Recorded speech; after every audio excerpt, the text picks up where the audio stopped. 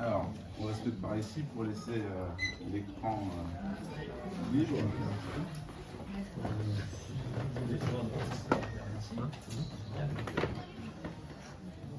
Alors, bonjour à toutes et tous. Merci pour votre présence. Aujourd'hui, c'est notre première apparition. Donc, voilà, on est en train de créer, donc on a créé, on peut même dire, un club d'IA. L'un des premiers clubs IA citoyens de France. Et il va être hébergé en septembre ici à la MJC.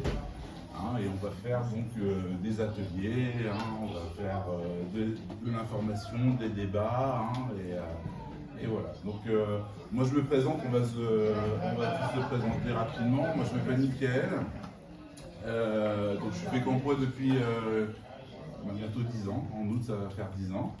Et donc j'ai travaillé dans l'automatisation pendant longtemps, je me suis beaucoup intéressé à l'informatique, à cette capacité d'améliorer l'efficacité. Donc j'étais consultant en gestion opérationnelle, en efficacité opérationnelle, pardon.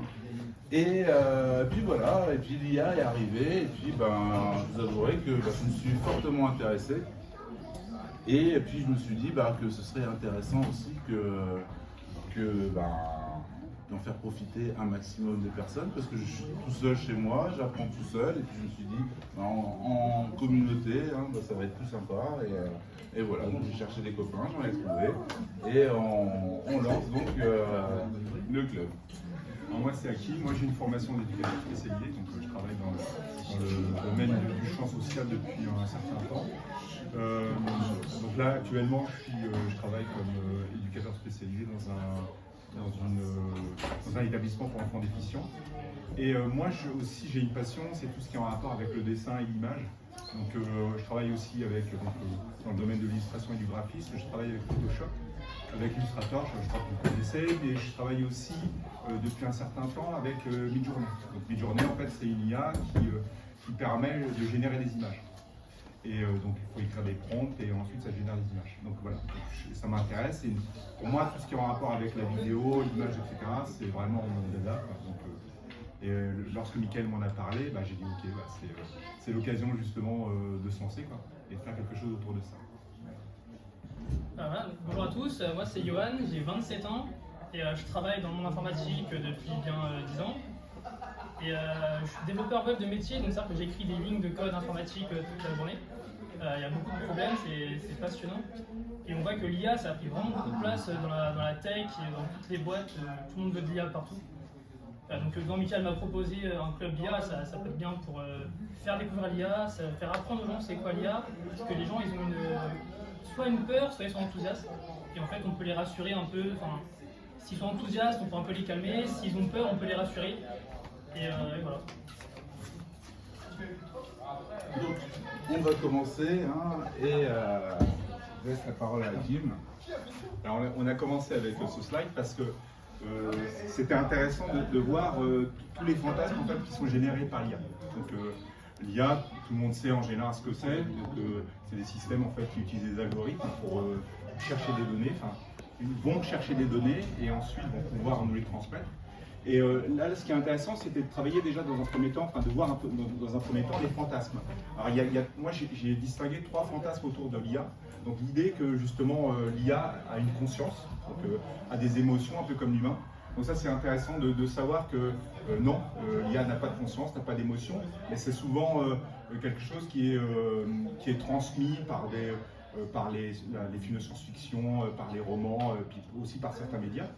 Alors non, l'IA n'a pas de conscience, n'a pas d'émotion, ne ressent pas d'émotion comme l'humain.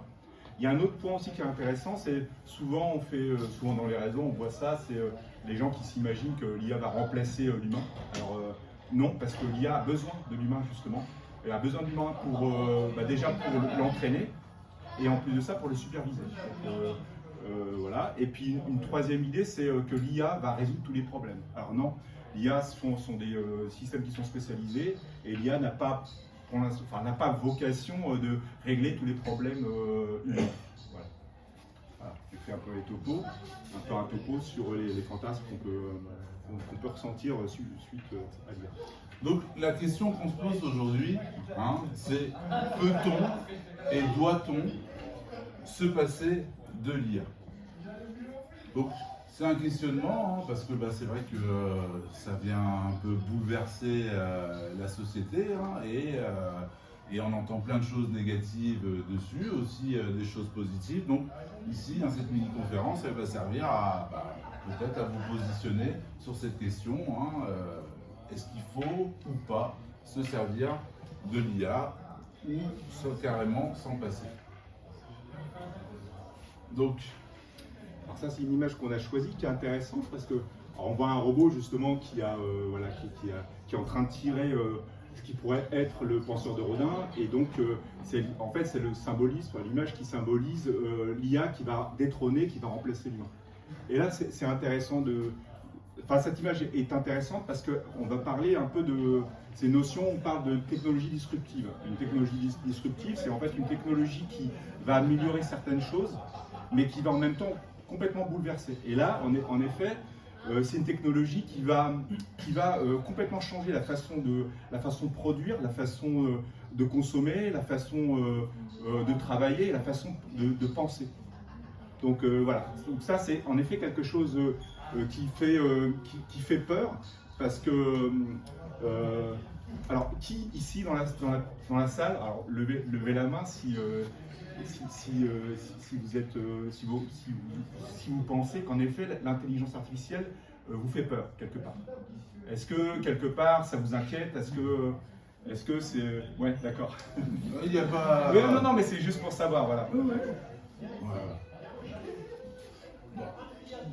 1, 2, 3, ça a été un peu vite, pardon. Hop, ça va aller. Il y a un petit peu de volume. Donc, un petit point déjà, c'est que l'IA, c'est pas de la magie. Hein. C'est vrai que quand on regarde, même, je me souviens, un magnétoscope, un CD, on ne sait pas comment ça marche, on met, ça marche, c'est génial, mais on ne cherche pas toujours à comprendre ce qu'il y a derrière. Là, on a quelque chose qui est arrivé et ça nous produit du texte, ça nous produit des images, ça nous produit potentiellement du son, et ça a l'air tellement parfait qu'on a l'impression que il y a un côté un peu magique. Mais en fait, c'est un sujet qu'on travaille depuis longtemps. Hein, je ne sais pas si parmi vous, des gens ont vu le film Le jeu de l'imitation. Personne? The Imitation Game en anglais, en effet. Hein, peut-être pour ceux qui l'ont vu et qui ne se souviennent plus du titre, oui, la fin, en effet, Roselyne, elle est pas bien. Donc, pour ceux qui se souviennent du film, hein, peut-être qu'ils ne se souviennent pas du film, mais ils ont peut-être entendu ce mot de Enigma. Hein, Enigma, le code allemand qu'on voulait casser, hein, et qui a introduit en fait le premier ordinateur électronique. Donc ça se passait durant la Seconde Guerre mondiale. Le monsieur qui a créé ça, il s'appelle Turing. Hein, et dès son invention, il a cherché à créer une machine qui allait penser. Et il lui avait donné un nom, il a construit sa machine et il lui a donné un nom. Et c'est le premier qui va penser, un des premiers qui va penser à cette notion d'intelligence artificielle. Hein, pour vous dire que c'est pas neuf, hein, ça date du milieu du XXe siècle. Et on voit, hein, il y a différentes évolutions, ça a travaillé. On a essayé de tout écrire, de tout réfléchir, de tout processiser. On s'est rendu compte que ça ne marchait pas. Hein, on n'arrivait pas à avoir des choses très intelligentes. Et à un moment donné, il y a une petite révolution qui s'est mise en place. Et en 2022 est sorti ChatGPT. Et là, en fait, la façon dont c'est construit, hein, vous entendrez souvent parler, en gros, on a pris tous les bouquins qui pouvaient exister, tous les articles de blog qui pouvaient exister, tous les journaux qui pouvaient exister. On a mis tout ça, hein, on a pris des gigas, des millions de gigas de données, hein, et on a fait en sorte de créer du sens dans ces données. Hein. Je ne vais pas rentrer dans la technique, on essaie de créer du sens dans ces données. Et quand vous écrivez un texto, hein, vous avez tous expérimenté ça, quand vous écrivez un texto, on vous propose souvent un mot qui va suivre. Et bien cette technologie, ce n'est que ça.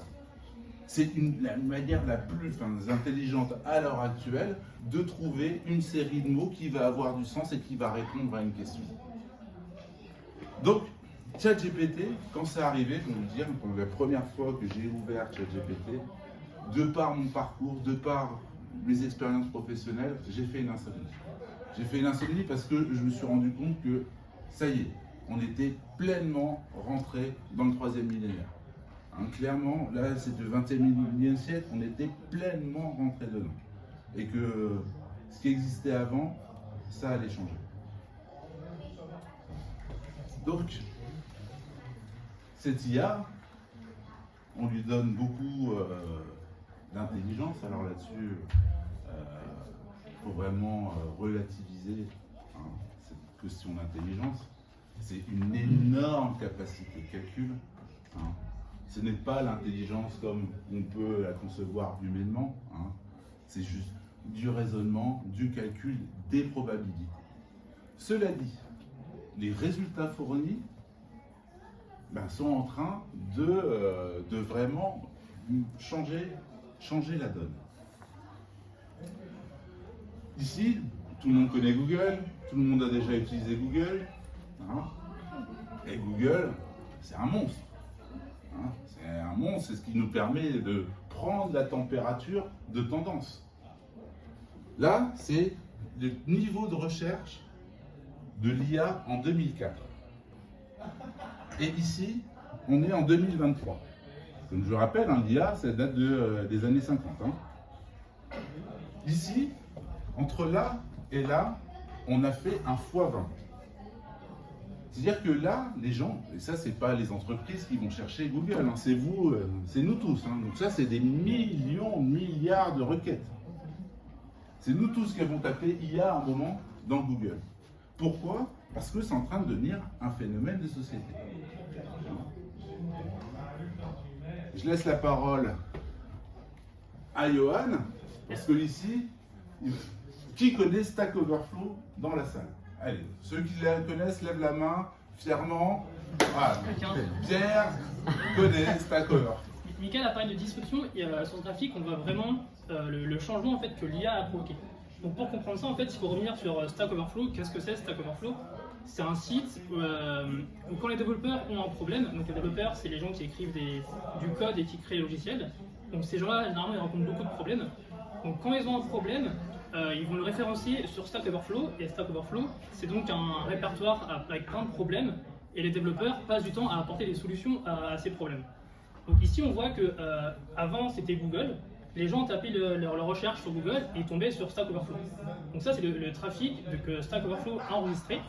Et on voit que quand ChatGPT est apparu, les requêtes de Google, c'était plus ça qui était bien. Maintenant, en fait, c'est l'IA, donc ChatGPT, qui a pris l'avantage. Et donc, les requêtes de Stack Overflow, ils ont baissé. Ça veut bien dire que maintenant, tous les gens, les développeurs en l'occurrence, au lieu de faire des recherches simplement sur Google, ils vont se mettre plus à utiliser l'IA. Et donc voilà, on voit que plus ça va aller, plus l'IA va prendre le lead, et moins des recherches classiques comme Google vont apparaître. Je me permets de rebondir, parce que Johan est un vrai développeur, un développeur professionnel. Et moi, j'ai essayé de rentrer dans le code. J'ai écrit du code dans certains environnements, mais faire du code web, j'ai abandonné. J'ai abandonné parce que c'était trop difficile, il y avait trop de choses à prendre en compte.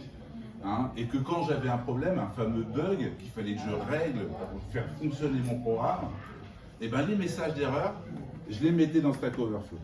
Et même là, je galérais à débugger. Là, ce que ChatGPT nous propose, c'est la réponse. C'est-à-dire que, tu as ce problème-là sur ce bug, je te donne la réponse. Tu copies-colles, hein, et potentiellement, ça marche. Si ça ne marche pas, on redemande. En termes de confort, c'est extraordinaire. C'est extraordinaire, ça permet de faire des choses qu'on ne faisait pas auparavant. Et là, il y a quelque chose qui est en train de se créer. Est-ce que vous avez une idée de combien, qui connaît le nom derrière ce logo? Le produit au moins. On l'a vu juste avant, c'est ChatGPT. Et derrière ChatGPT, il y a une société qui s'appelle OpenAI. OpenAI, ils sont en capacité de brûler 1 milliard de dollars par mois. Par mois. Tout ça pourquoi? Parce qu'ils ont un objectif. Ils ont un objectif, c'est de créer l'AGI. L'AGI, c'est l'intelligence artificielle générale.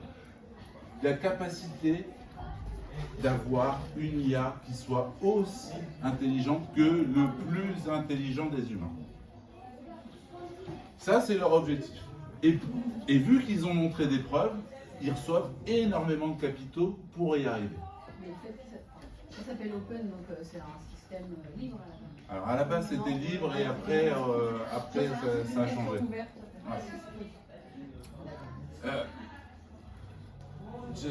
Ok. Donc, on est dans une course.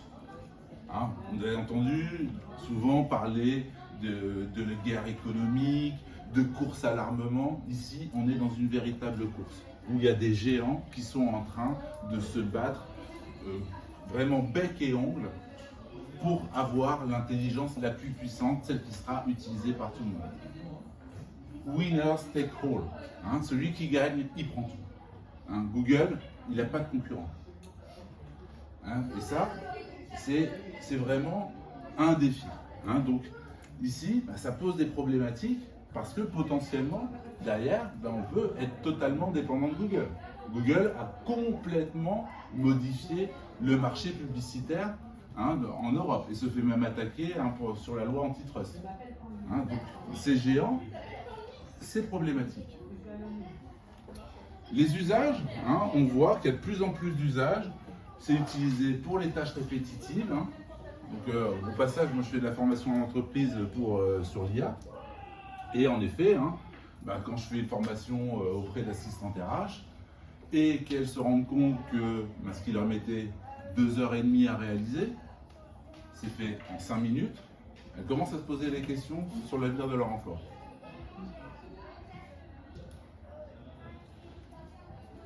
On va faire juste un résumé, un récapitulatif assez léger par rapport justement à tout ce qui est... en fait, c'est les différents secteurs qui évoluent énormément grâce à l'IA. Donc, il y en a 4 qui sont désignés ici, mais en fait, quand on regarde bien, il y en a beaucoup plus. Alors, les 4 sont intéressants parce que, par exemple, si on prend celui de la médecine, le secteur de la médecine a énormément évolué avec l'IA et il y a notamment des imageries médicales qui sont gérées par l'IA. Mais il y a aussi des diagnostics médicaux qui sont aussi donnés par l'IA. Si on regarde l'armée, en fait, la façon justement de faire la guerre entre guillemets est complètement différente. En tout cas, les armées utilisent maintenant des systèmes embarqués, donc des systèmes IA embarqués, mais utilisent aussi des drones qui sont gérés par l'IA, utilisent aussi des machines. En Chine, par exemple, il y a des robots vraiment gérés par l'IA qui existent. Alors, bien entendu, ils n'ont pas encore été utilisés, mais on voit qu'en effet, il y a la présence de plus en plus d'outils technologiques qui sont gérés par l'IA. Si on voit l'industrie, alors l'industrie, il y a une évolution, vraiment une grande évolution qui se fait aussi au niveau de l'industrie. Et je vais donner un exemple. Par exemple, en Chine, à Chongqing, il y a ce qu'on appelle des dark factories qui sont en fait des usines et qui ne fonctionnent que la nuit. Parce que ces usines, il n'y a pas d'humain. C'est-à-dire qu'il y en a une donc, créée à Chongqing, je pense qu'il y en a d'autres qui vont aussi apparaître. Et cette usine, en fait, fonctionne sans électricité parce qu'il n'y a absolument pas d'humain justement à l'intérieur. Donc c'est une IA qui gère les automates, qui gère les robots et qui sont et qui s'adapte aussi si jamais il y a des problèmes de production, etc., qui va s'adapter et qui va faire que il n'y a pas d'humain à l'intérieur. Donc là, on va commencer à avoir une évolution des industries déjà dans certains pays qui apparaissent, et puis je pense que ça va après s'élargir sur d'autres pays. Et on peut aussi voir l'exemple des voitures autonomes. Alors les voitures autonomes, il y a des systèmes IA qui permettent maintenant de détecter les environnements, qui ont vraiment on va dire des compétences de plus en plus élevées. Je rebondis sur ça. Et en fait, ce qui change avec la voiture autonome, c'est qu'avant, en fait, on avait des capteurs, et en fait, ils ne savaient pas, ils repéraient par exemple un humain, ils ne savaient pas dire ça c'est un humain. Ils détectaient qu'il y avait quelque chose à côté, ils n'étaient pas capables de dire ça c'est un humain. Maintenant, en fait, avec l'IA, vu qu'on peut analyser beaucoup de données, ils sont capables d'apprendre, par exemple, ce que c'est qu'une voiture, ce que c'est qu'un petit, ce que c'est qu'un ballon, par exemple, quand il va sur la route, que c'est dangereux, qu'il faut freiner, qu'il peut y avoir un enfant derrière, par exemple, etc. Donc en fait, avant c'était des simples capteurs, et maintenant en fait, les capteurs combinés à comprendre l'environnement avec comprendre ce qui nous entoure, bah, ça donne des voitures autonomes qui sont beaucoup plus puissantes qu'avant on ne pouvait pas forcément faire. Et quand on parle en plus de voitures autonomes, eh ben, on s'aperçoit qu'il y a des voitures, Elon Musk il travaille, et d'autres aussi, d'autres constructeurs, à ce que les voitures justement puissent se déplacer sans l'intervention humaine. Donc on en arrive quand même à des choses qui sont vraiment extraordinaires et qui peuvent aussi en même temps inquiéter. Hein. Je ne dis pas le contraire, mais je trouve que c'est intéressant de s'y intéresser et de voir justement comment ça fonctionne. Donc, on le voit, hein, on a de la performance, on a de la puissance. Il y a 20 ans de ça, je me dis, ben, c'est génial, continuons, allons-y à fond. Hein. Entre-temps, j'ai un peu découvert la face cachée hein, d'Internet, de l'usage des données. Et je me dis, il faut faire attention aussi à ce qu'il y a à l'intérieur des IA qu'on utilise. Parce que l'IA, c'est quelque chose où on vient mettre de la donnée. Et cette donnée, elle n'a pas été inventée. C'est le résultat de la production humaine. Et ça, depuis des décennies, voire des siècles. Et comme vous le savez, hein, on a tous des biais, on a tous des préjugés. Un tel va être... voilà. Je vais pas, il y a différents types de préjugés. Et ces préjugés, ces biais, ils sont à l'intérieur de la machine. Puisque la machine, elle a intégré ces données que les humains ont produites. Et ça a des conséquences. Est-ce que quelqu'un peut me dire pourquoi cette personne a été sélectionnée par rapport aux autres? Vas-y, Roselyne. Elle représente un jeune homme en bonne santé, blanc, alors que... Voilà. C'est pas le seul blanc, c'est pas le seul blanc de l'image, Oui, mais c'est le seul homme qui est à la fois blanc, IMC correct.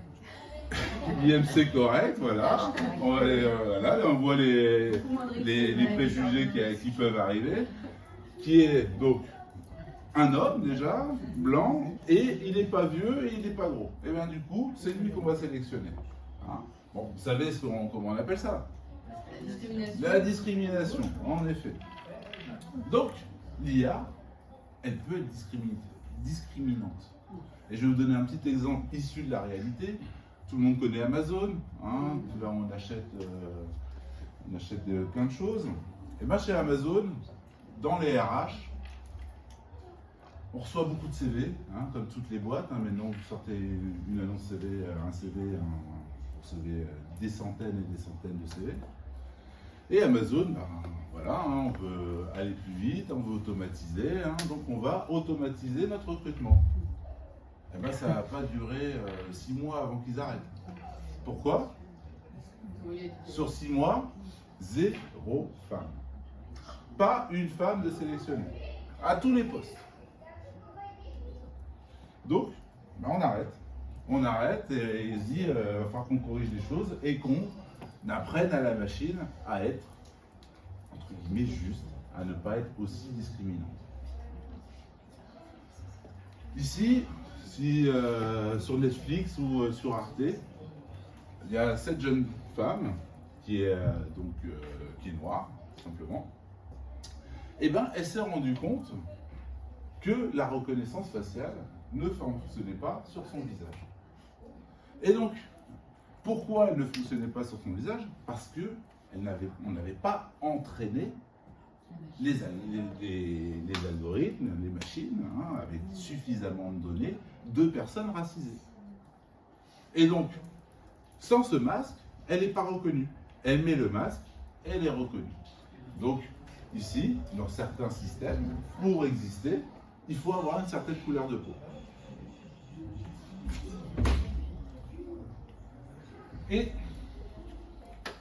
on a parlé de boulot, d'automatisation, d'efficacité, mais ce n'est pas le seul endroit où on utilise l'IA. L'IA, elle est dans nos poches, bon, depuis un moment, hein, dès qu'on utilise les réseaux sociaux, dès qu'on utilise Netflix, hein, on va avoir des recommandations, tout ça, hein, c'était déjà certaines formes d'IA. Hein. Je rappelle, l'IA, ce n'est que des données et des algorithmes, il n'y a pas de magie. Hein. Mais ça arrive de plus en plus dans nos vies. Hein, ici, on voit que les usages personnels et privés sont en train de dépasser les usages professionnels.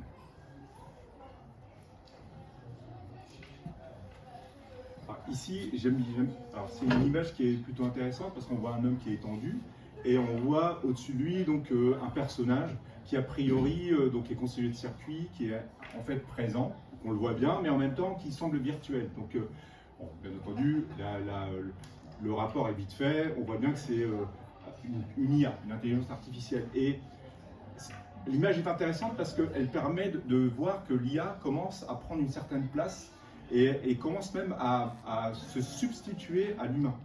En fait, il y a de plus en plus de sites, et ce qu'on appelle aussi des chatbots, qui ont, on va dire, un objectif, le but en tout cas, d'avoir des échanges et de permettre à l'autre de s'exprimer et d'exprimer ses émotions. Alors moi je vais donner un exemple, il y a notamment un chatbot qui s'appelle Oli. Donc c'est Oli, Oli le chatbot, c'est en fait un agent conversationnel, donc une IA, qui permet aux personnes justement d'échanger avec l'IA. Et donc c'est une IA qui n'a pas de jugement. Donc c'est une IA qui va discuter avec la personne et la personne aura l'impression d'être écoutée. Et en plus de ça, après, bien entendu, il existe encore d'autres chatbots, ce qu'on appelle les chatbots thérapeutiques, qui permettent justement des échanges comme ça, parce que l'IA répond aux questions, répond et échange avec la personne. Et en plus de ça, c'est assez paradoxal parce qu'on est en train d'entrer dans une ère qui se déshumanise, justement parce que c'est une ère qui devient de plus en plus digitale. Et en même temps, la solution, bah, c'est l'IA. C'est-à-dire que c'est assez paradoxal.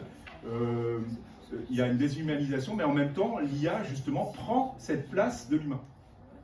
C'est pour ça que c'est aussi important de savoir cerner l'IA pour justement pouvoir voir ce qui va pas, d'avoir un jugement et d'avoir un sens critique, un esprit critique par rapport au thème.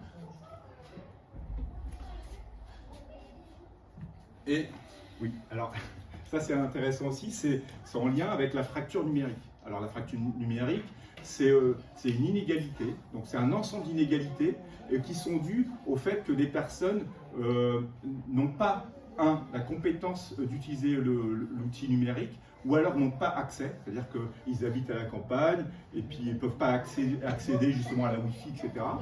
Ou alors ils n'ont pas assez d'argent pour s'acheter un ordinateur. Et puis il y a aussi, dans la fracture numérique, il y a aussi l'aspect de l'impact. C'est-à-dire que ça a des conséquences, justement. Ça a des conséquences d'avoir un ordinateur, de ne pas avoir d'ordinateur. Ça a des conséquences qui sont sociales, qui sont professionnelles. Et là, ça intervient sur la vie de la personne. Et on peut, là, justement, alors, l'IA va justement élargir cette fracture, parce que l'IA va apporter d'autres difficultés. On est obligé justement, si on veut utiliser l'IA, d'avoir certaines compétences et de connaître l'IA. Et là, justement, c'est là où c'est intéressant, c'est au lieu de refuser l'IA, c'est de dire il peut y avoir aussi ce qu'on appelle une inclusion, l'inclusion numérique. L'inclusion, c'est permettre à des personnes, justement, qui n'ont pas accès, d'ouvrir les infrastructures, par exemple, ou des personnes formées, et de leur permettre, justement, d'utiliser ces outils. Ça peut être ça, ça peut être aussi au niveau de la formation, c'est-à-dire permettre à des enfants d'apprendre, justement, utiliser l'IA, mais de manière correcte, et pas juste un copier-coller. Parce qu'en fait, l'IA, c'est aussi un outil qui permet aussi de faire un ping-pong avec l'IA. C'est-à-dire qu'on va lui poser une question, il va nous répondre, et nous, on va apprendre justement de l'IA. Et aussi, on va aussi croiser d'autres informations, etc. Mais voilà. Et donc, l'inclusion, pour moi, c'est important, c'est pouvoir connaître l'IA pour justement trouver ensuite des solutions.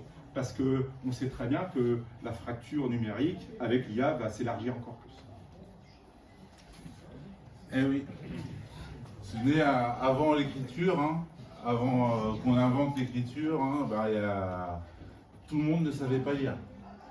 Parce qu'il n'y avait rien à lire. Et puis après, l'écriture est arrivée et on a pu faire la différence entre ceux qui savent lire et ceux qui ne savent pas lire. Et ça fait encore aujourd'hui une différence. Et là, en effet, on dit souvent aux gens, vous allez être remplacés par des gens qui savent utiliser l'IA. Il va rester des gens qui vont faire les choses, mais avec ces compétences, on fera vite la différence entre les gens. Il y a encore un niveau de discrimination. L'IA virtuelle. Le cloud, les nuages. Ah non, c'est pas virtuel du tout. Vous voyez ici, je vous disais, ici l'image n'est pas très belle, mais là on a ce qu'on appelle les data centers. Les data centers, c'est là où on va avoir les données, c'est là où il va y avoir tout le processing qui va être mis en place, tous les calculs qui vont être mis en place. Ça consomme une énergie de malade. Et en plus de ça, de dingue, c'est ça la ref, de dingue. Et en plus de ça, ça consomme énormément d'eau. Parce que ces machines, elles chauffent sérieusement. Elles ont besoin de refroidissement. Et il y a des véritables scandales. Parce qu'il y a des entreprises qui monopolisent l'eau d'un territoire, au détriment de la population locale, pour venir rafraîchir les data centers. Tout ça, ça produit de la chaleur, et aussi ça fait de l'eau dans l'atmosphère. Donc, ça contribue au changement climatique. Et puis derrière, il faut des terres rares. Il faut des terres rares pour les puces, c'est une exploitation, donc là l'extraction, les mines, on connaît ça depuis toujours, mais les terres rares, pour avoir un peu de terres rares, il faut en déplacer du volume. Et sans parler des conditions d'extraction dans certains pays de ces minéraux. Donc en termes d'impact sur la planète, sur les humains, c'est important. Donc il y a une notion aussi de choses qui est en train de se développer, c'est dire comment on fait pour avoir une certaine sobriété aussi derrière ça. Donc nous ici on va servir de l'IA, mais après il y a des moyens pour que ce soit un peu plus sobre. Est-ce que l'IA peut tout se permettre? Est-ce qu'elle a tous les droits? Est-ce qu'on peut faire tout et n'importe quoi avec l'IA? Eh bien, disons que ça s'arrange. Ça s'arrange, comme vous le savez sûrement, quand les populations ont peur, logiquement, l'État est là pour les protéger. Et donc, ils vont s'organiser. Toujours. Non, mais dans un monde, logiquement, c'est ça. Logiquement, c'est ça. À la base, ça devrait être ça. Donc, l'IA aussi, elle va faire face à la justice. Et derrière l'IA, quand je dis l'IA, c'est les gens, il y a toujours une personne derrière, ou une organisation. Donc, elles vont faire face à la justice. hein. Et en Europe, il y a, après le RGPD, dont vous avez entendu parler, ou au moins vous vous êtes rendu compte que quand vous allez sur votre site internet, il faut gérer les cookies maintenant. Là, maintenant, en plus du RGPD, il va avoir l'IA Act qui va arriver. L'IA Act, c'est là pour dire, ok, on va contrôler quand même certaines choses. Est-ce que quelqu'un a déjà entendu parler du contrôle social? En Chine. En Chine, notamment. Voilà. Contrôle social en Chine. En Chine, c'est pas l'Europe. Et ça crée un permis. Pour ceux qui sont friands de science-fiction, une série comme Black Mirror avait anticipé ce contrôle social 5-6 ans avant. Black Mirror, c'est une série qui montre la face vraiment pas cachée, mais sombre de la technologie et tous les dérives qu'il peut y avoir. Et donc, le social scoring, on dit ça comme ça en général, le contrôle social, les Chinois ils sont pas fous. Moi j'ai eu la chance d'y aller une fois. Tout le monde épie tout le monde, il y a un contrôle de dingue. C'est vraiment. Les Chinois ont peur de leur gouvernement. Il y a des dizaines de milliers de condamnations à mort tous les ans. Ils sont nombreux, certes, mais quand même,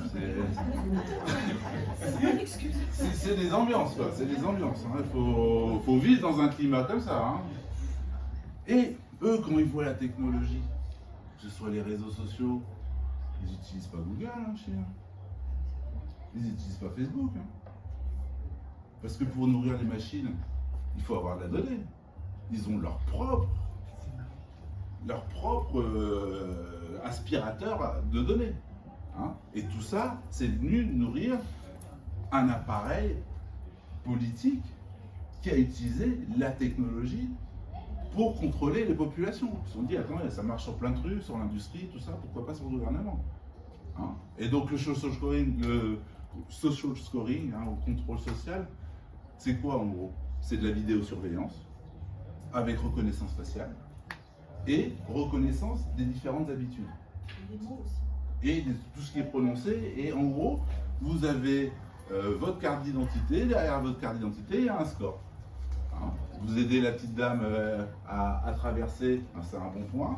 Vous jetez un papier par terre, c'est un mauvais point. Vous avez un retard sur votre facture d'électricité, un mauvais point. Et en dessous d'une certaine limite, on n'a plus le droit à rien, on ne peut plus prendre le train, et voilà, c'est compliqué. Ça, dans l'IA Act, ça c'est des risques inacceptables. L'Europe a décidé qu'elle ne voulait pas reproduire le modèle chinois. À côté de ça, il va y avoir des choses au niveau du biométrique. On a fait des expériences en France pour savoir dans les lycées s'il fallait de la reconnaissance faciale avec des algorithmes pour remplacer des pions, pour savoir qui faisait partie de l'école et tout ça. À un moment donné, la CNIL a dit c'est peut-être pas nécessaire, si on a des pions, on n'a peut-être pas besoin de ce genre de dispositif. Donc, ici, on va chercher à réglementer, à donner un peu de cadre pour ce Far West qui est en train de se dessiner. En plus de ça, il y a la question de la propriété intellectuelle. Toutes ces données, tous ces bouquins qui ont été écrits, tous ces articles qui ont été récupérés pour construire ce corpus énorme de données. Il y a quelqu'un qui les a produits. Là, New York Times, il est en train de porter plainte contre OpenAI pour dire attendez, là vous nous avez mis à poil. Là. Et nous, là-dedans, on récupère quoi? Qui ici connaît le studio Ghibli? Studio Ghibli. On y va de sa petite illustration, c'est sympa, c'est marrant, mais derrière, il y avait quand même des auteurs. Il y avait des artistes qui ont produit ça. Quid de la propriété intellectuelle? Parce que tout ça, ça doit disparaître. Plus de vie privée, plus de propriété intellectuelle. C'est compliqué. Donc là, ici, c'est un extrait. En gros, on a l'article du New York Times et la sortie de ChatGPT. On constate qu'en effet, sur un sujet, ils ont repris les mêmes choses que le traitement du New York Times. Ici, c'est beaucoup de copies. hein, on copie l'existant. Il n'y a pas forcément de création. Donc, et en plus de ça, il ne faudrait pas non plus que l'IA se retourne contre nous. Et là, un des gros problèmes à l'heure actuelle, c'est qu'on a travaillé la puissance. Alors ça, pour la puissance, on y a été à fond. Et là, ChatGPT 5 va sortir, ça va être encore la folie, mais il y en a plein d'autres, je ne vais pas rentrer dans les détails. Mais en termes de puissance, c'est dingue. À tel point qu'il y a des gens qui ont construit ces systèmes qui disent il faut qu'on fasse un moratoire, il faut qu'on arrête la puissance. Parce qu'en plus, on met ça dans les mains de n'importe qui. Donc, ici, donc les associations qui proposent carrément un moratoire. L'association COSAI propose un moratoire parce qu'il est important de travailler l'alignement. On appelle ça comme ça, l'alignement, pour faire en sorte que l'IA ne se retourne pas contre nous et continue à être un outil utile, entre guillemets, pour l'humanité et pas une arme de destruction massive. Et cet alignement, c'est pour comprendre ce qui se passe. Parce qu'à l'heure actuelle, on a un phénomène de boîte noire. C'est-à-dire qu'on a des algorithmes, en entrée, on sait ce qui rentre, en sortie, on sait ce qui sort, mais on n'arrive pas à expliquer ce qui se passe à l'intérieur. On n'arrive pas à expliquer les choses. Pourquoi ? Parce qu'on n'a pas fait les efforts pour chercher à comprendre. On s'est dit, non, on veut plus de puissance, plus de puissance. C'est-à-dire, en gros, on a une Ferrari et on a des freins de chevaux. Donc, en plus de ça, il y a toute une sphère politique derrière ça. Il y a toute une sphère politique, c'est pas que de l'économique, du boulot, il y a vraiment de la politique. La désinformation, les fake news, ces fameuses fake news se développent. L'IA est un super moteur pour créer de la fake news, mais plus vrai que vrai. C'est pour vous dire, là maintenant, en 2 secondes, on peut créer un site qui ressemble à celui du CNRS pour vous faire gober tout et n'importe quoi. Cette année, j'ai été victime d'une fake news. Et j'ai été chercher, et j'ai regardé, j'ai vu, et j'ai dit ah non mais c'est pas possible. Et voilà, en parlant quasiment à un député, je me suis rendu compte que ah non, j'ai peut-être vérifié 3 fois mes informations pour me dire que c'était une fake news. C'était autour d'un gisement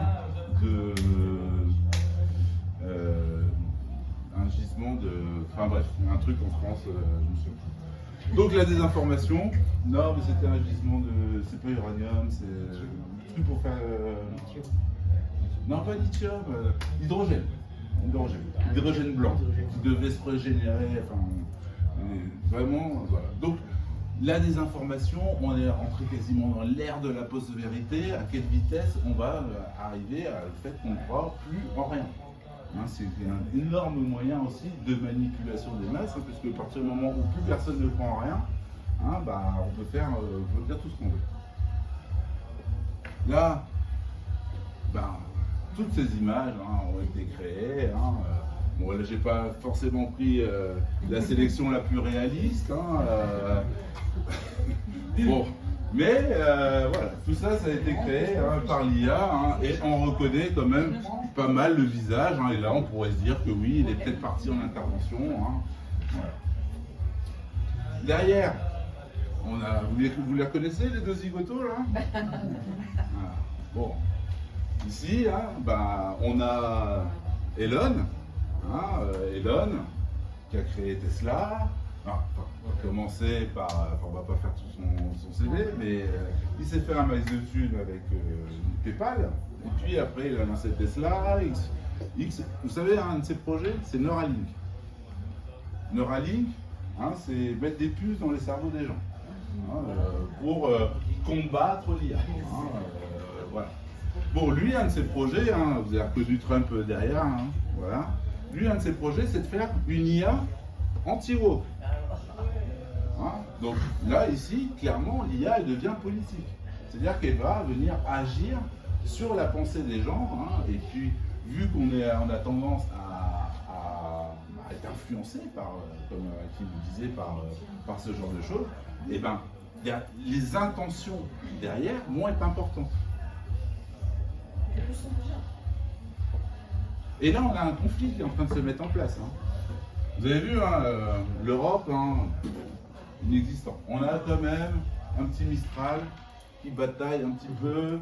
Hein, bon, c'est pas mal. On est sur la carte. On n'est pas grand, mais on est sur la carte. Tout ça, là, il est là, Mistral. C'est la petite pépite française. Hein, bref, je ne vais pas rentrer dans les détails. Et Mistral, par exemple, c'est open source. Là aussi, il y a une bataille qui se met en place. Hein, c'est-à-dire que ChatGPT, OpenAI, ici, hein, c'est du code propriétaire. Donc l'open source, pour faire très simple, Wikipédia est open source. C'est-à-dire qu'on peut aller voir le code de Wikipédia et se refaire un Wikipédia en perso dans son coin si on veut. Après, bon, il faut avoir la communauté pour le remplir, mais on peut avoir le code. Windows n'est pas du tout open source. On ne peut pas aller voir le code de Windows. Bon. Là, ici, ça c'est pour open source, et là c'est open source. C'est-à-dire que ça, je peux le télécharger sur mon ordinateur et le faire tourner. Voilà. Et il y en a d'autres qui ont fait le choix aussi, Llama, développé par Facebook, c'est de l'open source, on peut faire tourner. Ici, on n'a pas le code, on peut pas, il faut être client hein, pour pouvoir faire tourner les choses. Donc il y a cette notion aussi entre propriétaire et open source qui va être un enjeu. Hein.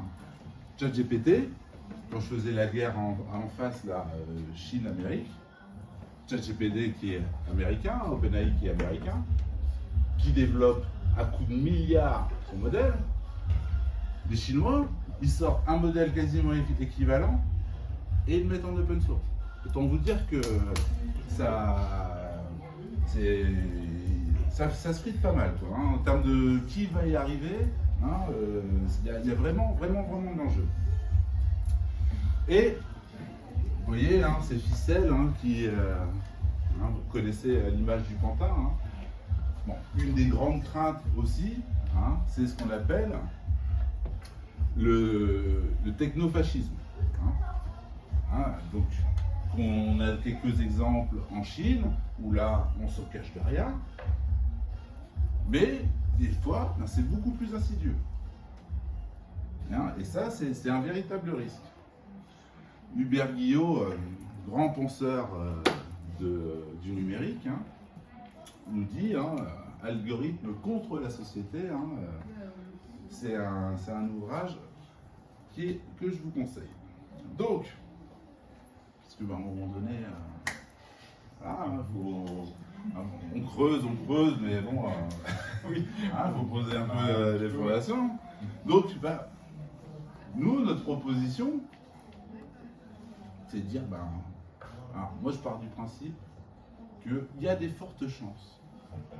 Il y a de fortes chances que des nouvelles communautés se créent dans les 10 prochaines années. Et je les appelle les Amish 3.0. Les Amish, ils ont vu l'électricité, ils ont dit non, là, c'est plus notre monde, ça ne nous intéresse pas, on se barre, on va vivre dans notre coin. Voilà. Ça, on ne veut pas de ce monde-là, et ils continuent à vivre plus ou moins bien dans leur réseau. Donc, ça, c'est une solution. Moi, je ne crois pas qu'on n'a jamais arrêté une technologie. Jamais. Hein, on veut dire, même après Hiroshima, on s'est dit non, attends, on continue. Même après, on continue. On n'aura jamais arrêté une technologie. Et donc, il va falloir vivre avec. Il va falloir vivre avec. Pour moi, c'est un non-choix. À moins de dire, je vais faire communauté avec des gens qui pensent comme moi, et je pense que ça va arriver.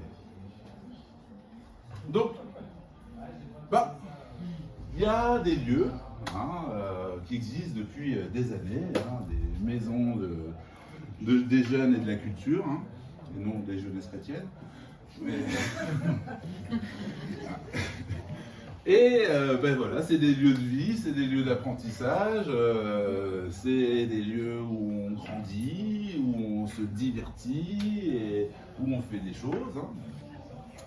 Et puis, ben, il y a nous, hein, qui avons envie de créer une communauté apprenante, hein, où on veut, ben, entre guillemets, au lieu de lever de la fonte, ben, on va travailler avec de l'IA. Mais voilà, c'est notre désir et on s'est dit, bah, j'en ai parlé à Vincent et il nous accueille. Et on s'est dit, ben, créons une communauté apprenante. Pourquoi? Hein, parce que, oh, elle arrive vite celle-là, mais c'est pas grave. Les Amish encore? Alors oui, c'est pas les Amish. Vous avez reconnu? Vous avez reconnu ou pas? C'est Germinal.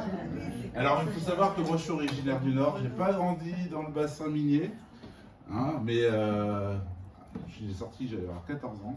On a tous été obligés d'aller au cinéma. Hein, c'était obligatoire. Hein. C'était voyage de classe. Je crois que c'était signé avec la prod. Vous allez avoir au moins 1 million d'entrées. Hein, c'était obligatoire. Qu'est-ce que ça vous évoque? Ces personnes-là. Ça vous évoque quoi? Le monde du travail, des grèves. Le monde du travail, des grèves. Un métier dur. Les métiers durs. Il y avait grève de la faim, on voyait Depardieu qui prenait son bain dans un baquet. Soi-disant, la famille avait rien à manger, il faisait 110 kilos, il était grassouillé dans son baquet. J'ai trouvé ça un peu. Oui, bon, après, c'est quand même un de ces bons films. Mais en gros, ici, hein, en tout cas dans mon imaginaire, en tout cas quand j'ai grandi, hein, ben, ici, c'est une belle image du prolétariat. Hein, du prolétariat. Et il y a un philosophe que j'adore et je pense que sa mort est suspecte. Je pense qu'il avait trop compris de choses, il n'a pas voulu continuer. C'est Bernard Stiegler. Bernard Stiegler, pour ceux qui connaissent, c'est un penseur. Non, il n'est pas suisse. Il n'est pas suisse, et de région parisienne, ancien braqueur. Il a appris la philosophie en prison et il a fait des choses merveilleuses. Il s'est intéressé à la technique, au capitalisme et à tout ça. Et une fois, il m'a choqué dans une de ses conférences parce qu'il avait une définition du prolétariat qui était très très très intéressante. Et prolétaire, celui ou celle qui est privé de son savoir-faire, de son savoir-vivre et de son savoir théorisé, du fait de son expropriation par la technique ou par des systèmes automatiques qui le dépossèdent de ses capacités à penser, à agir ou à transmettre. Ça, c'est sa définition du prolétaire. On devient prolétaire quand son savoir est passé dans la machine et qu'on est dépossédé. C'est arrivé avec la révolte des canuts. La révolte des canuts, l'appareil industriel arrive, ils disent non, là, notre savoir, on va le prendre, et donc ils ont décidé de le casser. Nous, on accepte de perdre certains savoirs. Qui utilise un GPS ici? Qui utilise un GPS? Tout le monde. Hein? Qui utilise un GPS systématiquement? Ah, moi j'en connais. Hein. Ma soeur, elle allume la voiture, bim, c'est GPS direct. Hein. Elle va chercher son gamin avec le GPS. Hein. Mais pourquoi? Il n'y a pas que se connaître la route. Il y a le trafic, il y a les radars, il y a ce genre de choses. Mais au fur et à mesure, on perd notre capacité à se repérer. Hein? Donc, c'est un véritable danger. La prolétarisation globale, générale, nous guette. Et donc, vu qu'on est dans la MJC, vu que on a le choix, la falaise n'est pas loin, mais bon, qui a envie d'aller sauter? Moi, c'est pas mon cas. Je me dis, essayons de faire quelque chose. Essayons de faire quelque chose. On peut peut-être essayer de construire globalement quelque chose, et puis il y a quelque chose aussi qui a fait ses preuves, qui fonctionne, c'est l'éducation populaire. Hein, pour se déprolétariser, mettons-nous en communauté, essayons de l'apprendre ensemble, et peut-être qu'on va tirer notre épingle du jeu, je ne sais pas. Et donc, ce club IA, qu'est-ce qu'on veut faire? On veut comprendre l'IA. Hein, c'est-à-dire que là, on a été vite. J'en avais pas vu une demi-heure, je crois qu'on avait quitté l'écouteur, mais je le savais que ça allait glisser. Hein.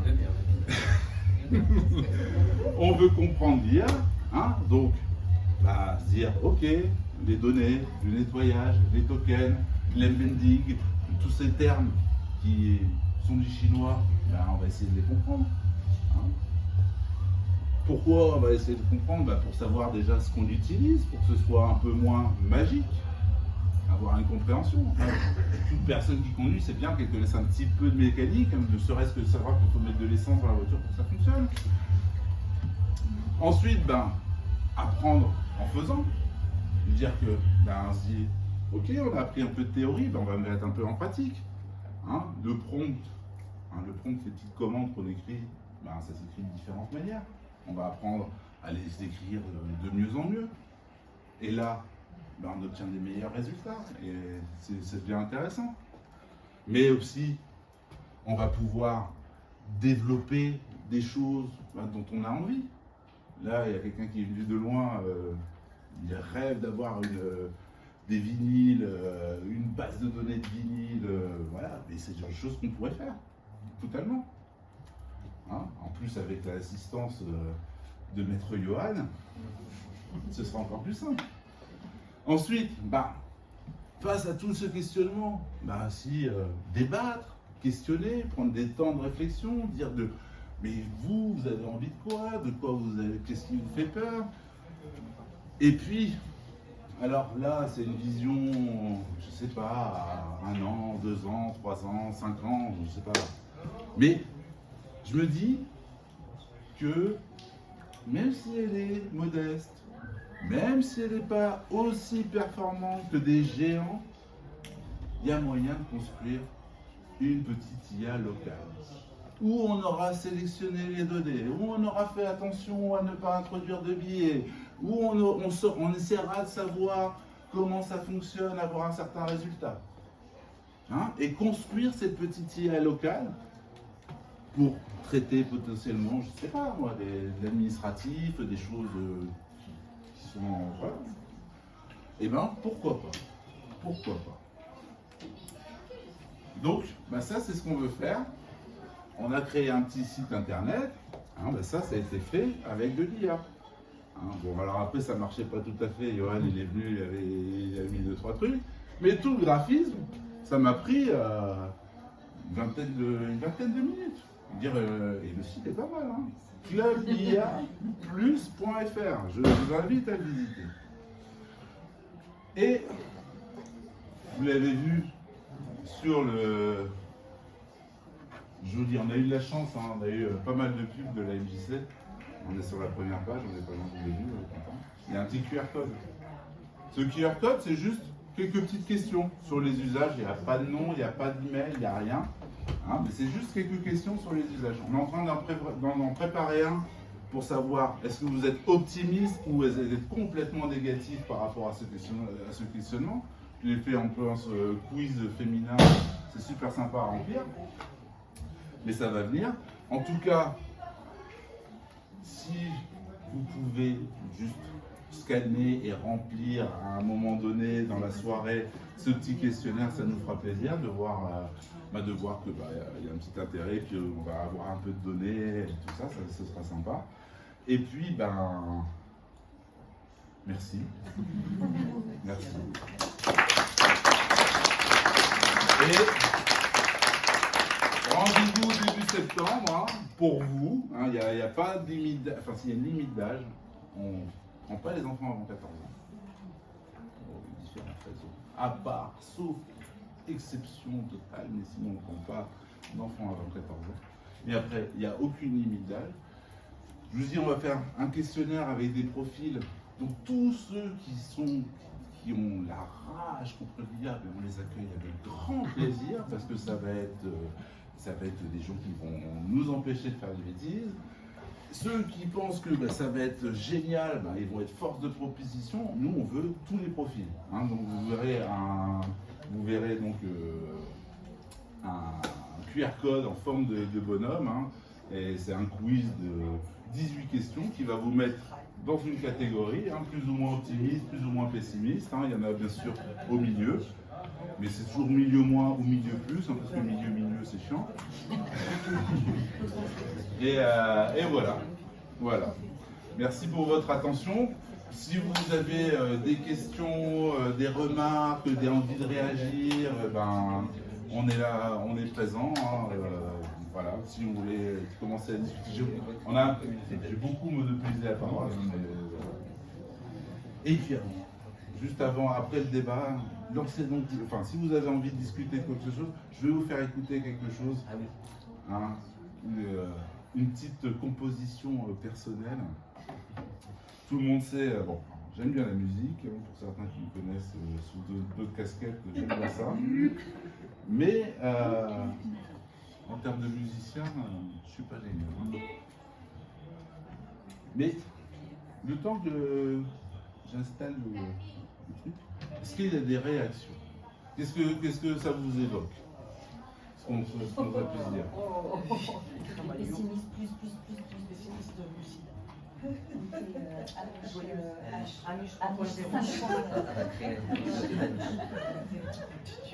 Manger des orties. Ah bah oui, c'est une possibilité. Hein. C'est une possibilité. Moi, mon horizon, pour moi, le point de bascule, c'est au plus tard 2035. Au plus tard 2035, c'est vraiment le point de bascule. Et c'est le plus tard. Pour moi, c'est vraiment ça. Après, je suis pas devin non plus, hein, mais c'est mon sentiment.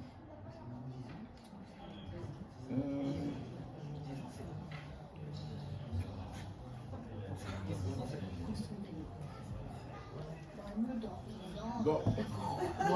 Petite réaction? Ça vous a plu? Ça vous a... Ouais. Bon. Merci pour votre attention.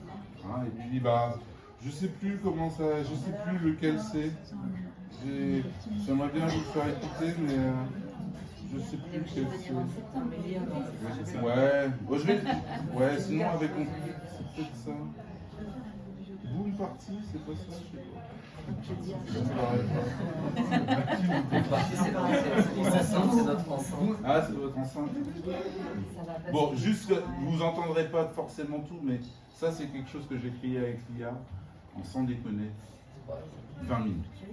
20 minutes, j'ai écrit une chanson, j'ai écrit les paroles, l'orchestration, tout ça, ça m'a pris 20 minutes. Et, on va... C'est pas ultra qualitatif, mais...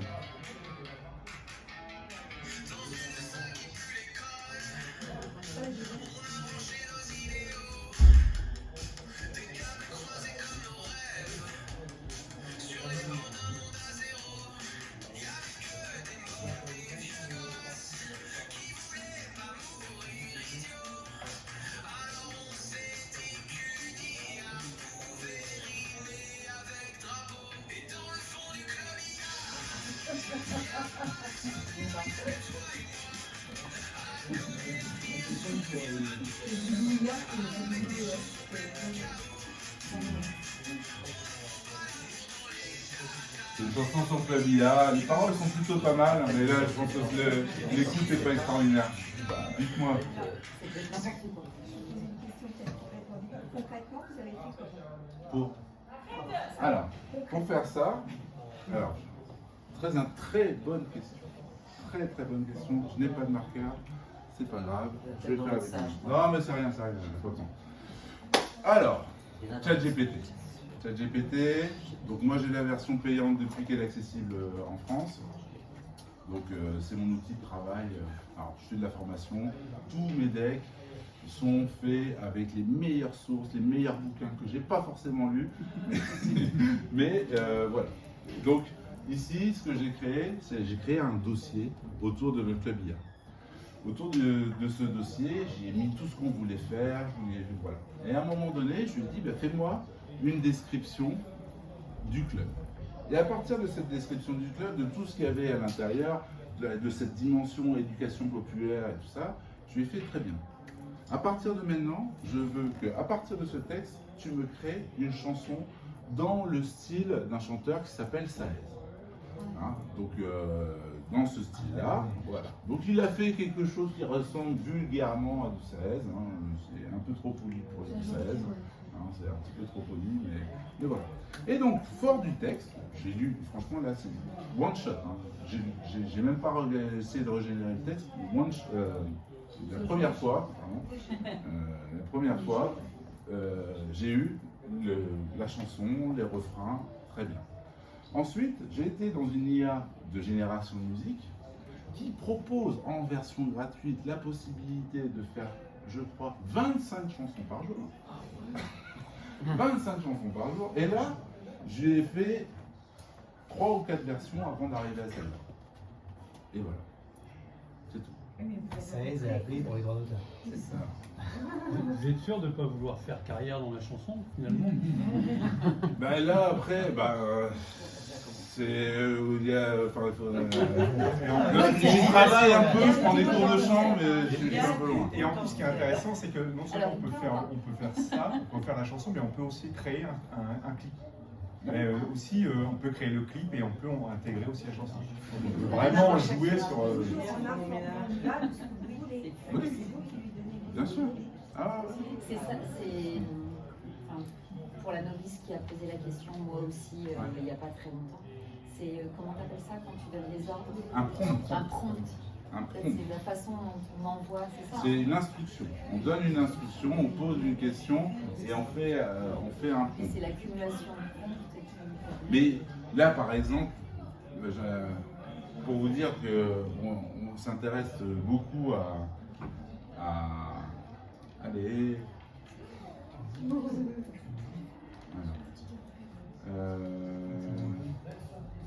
Et là, par exemple, ça, je l'ai créé avec l'intelligence artificielle. Ça, c'est un mind map sur un exercice que j'ai donné à des élèves aujourd'hui. J'ai créé tout ça avec de l'intelligence, voilà. Ça, ici, Notebook LLM, une pépite. C'est un truc de fou malade. Non, mais ça, c'est un truc de malade. Hein, ça, parce que ça, c'est Une des meilleures intelligences artificielles pour moi, je crois. c'est extraordinaire, extraordinaire. Et comment vous savez que les données sont bonnes?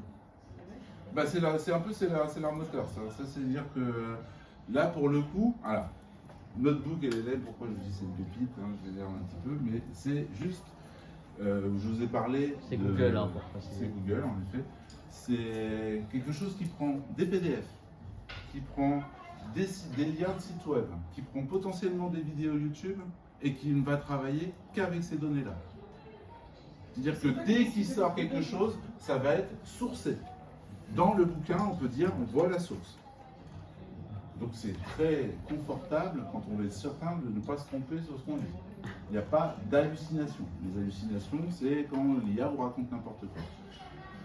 Donc, Notebook LLM, là, on ne va pas avoir de son, mais je vous parlais de Bernard Stiegler tout à l'heure. Ce sentiment étrange que les choses dérapent un peu partout. Une sorte de déraison ambiante face aux crises multiples. Ça, c'est vraiment au cœur de la pensée de Bernard Stiegler. On va parler de son livre « État de choc, bêtises et savoir au XXIe siècle ». Alors voilà, on va essayer de décortiquer un peu cet ouvrage aujourd'hui. Stiegler, il fait un lien assez fort entre ce qu'il appelle la bêtise, Ça s'est amélioré l'audio. individuelle, une bêtise systémique, C'est passionnant. et puis la transformation de nos Ça a été généré avec la technologie. à partir du bouquin que je lui ai donné. Notre but, c'est Et là, vraiment c'est un d'extraire podcast l'essentiel entre de deux cette personnes analyse qui vont vous va faire passer comprendre l'ouvrage. L'idée, c'est de comprendre comment une certaine forme de rationalisation. Pardon, j'essaie d'éteindre le son. C'est une synthèse. C'est-à-dire que c'est agréable à entendre, c'est une synthèse. Là, j'étais à Etretat hier.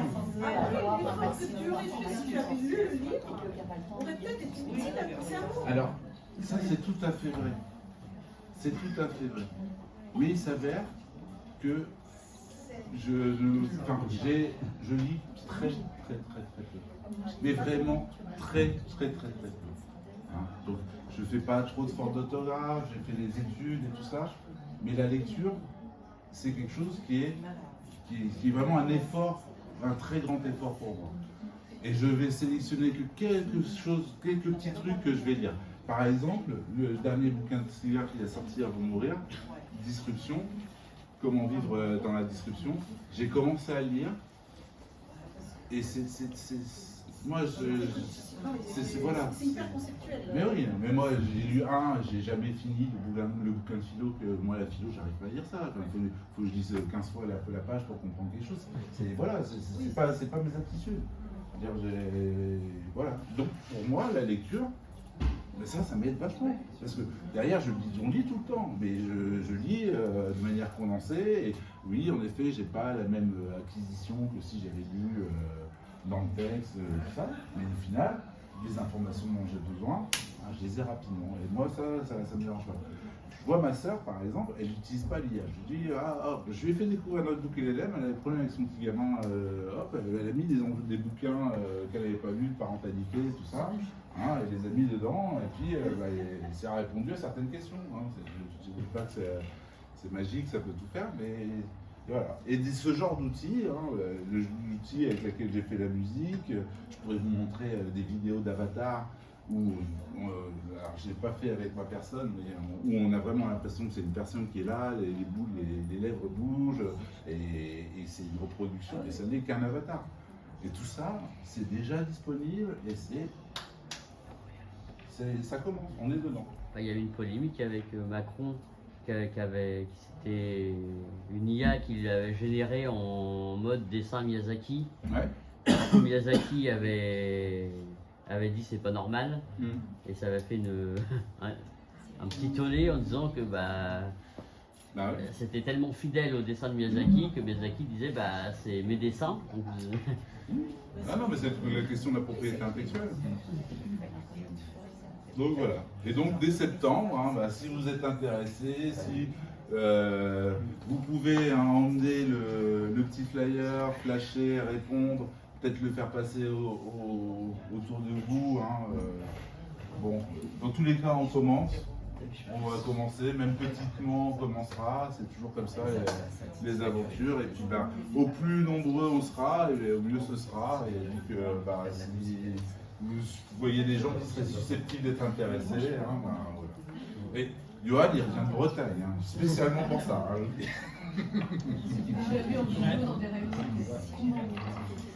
Comment vous voyez la relation au niveau des oreilles? Alors, on est logiquement, si tout va bien, on a le créneau mardi soir, 18h30, 20h30. Ce sera un créneau une semaine, 2 heures. Les modalités, en gros, on va faire, ça reste encore à définir, on doit encore bosser là-dessus, mais on va avoir des parties théoriques, mais assez courtes, 45 minutes, des petites choses pour dire, voilà, ça c'est ça, voilà comment ça marche. On rentrera pas forcément toujours dans le détail. Moi, quelque chose que j'aime beaucoup, vous devez le connaître, c'est pas sorcier, c'était Jamy, c'est tout ce qui est vulgarisation, c'est dire, on va pas se raconter d'histoire, on va pas devenir des techniciens du MIT avant décembre. Voilà, bon, non, mais petit à petit, on va prendre de la connaissance petit à petit. Et donc ça passe par ces 45 minutes de théorie, parce qu'à un moment donné, il faut bien le faire. Et puis ensuite, on va essayer tout de suite de mettre en pratique, dire que ce soit un apprentissage actif. Et par la suite, donc là on va faire ça pendant 3-4 mois, théorie, pratique, on balaye un petit peu l'image, on balaye un peu le code, on balaye un peu tout ce qui est logique, construction de documents, construction de discours, genre de choses. Et par la suite, là, au 2e semestre, l'objectif c'est que on se réunisse.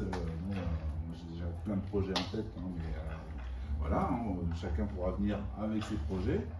Si vous voulez faire une base de données des vinyles du monde, par exemple, ce serait possible.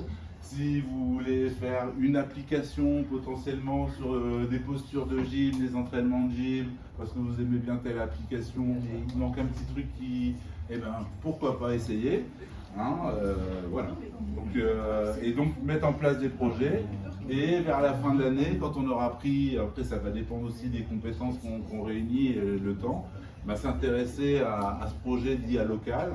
On va essayer de retrouver des fonds pour investir dans un serveur, pour pouvoir héberger dans un premier temps un modèle open source et construire peut-être des services d'IA, mais où on sait où vont les donner, voilà, c'est physique, c'est là, et on sait où ça se passe.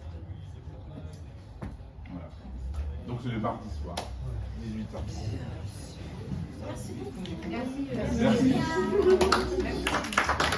Merci à vous pour votre patience.